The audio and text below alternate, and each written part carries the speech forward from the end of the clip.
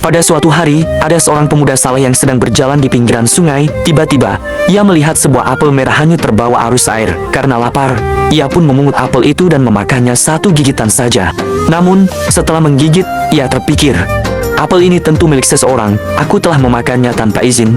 Aku harus meminta maaf dan meminta kerelaan pemiliknya.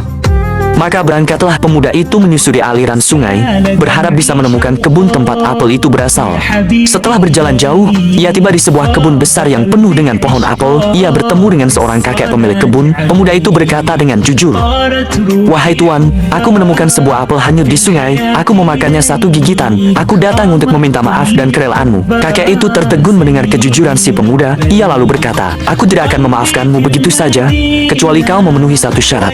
Pemuda itu menjawab tanpa ragu, "Syarat apapun akan aku penuhi." Kakek itu berkata, "Kau harus bekerja di kebunku selama 1 tahun penuh, sebagai ganti dari apel yang kau makan tanpa izin."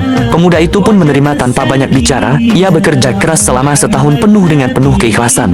Setelah masa itu selesai, ia datang kembali untuk berpamitan dan berharap mendapatkan kerelaan sang kakek. Kakek itu tersenyum dan berkata, "Sekarang aku telah rida, tapi aku punya satu permintaan lagi. Aku ingin menikahkanmu dengan putriku." Pemuda itu terkejut, namun kakek menambahkan, "Ketahuilah, putriku buta, tuli, bisu, dan lumpuh. Tapi jika engkau ikhlas menikahinya, aku akan menikahkan kalian." Pemuda itu berpikir sejenak, lalu berkata, "Jika itu yang membuatmu rida, aku menerimanya." Maka dilangsungkanlah pernikahan itu. Namun betapa terkejutnya pemuda itu ketika melihat istrinya ternyata seorang wanita yang sangat cantik, salehah, dan berilmu.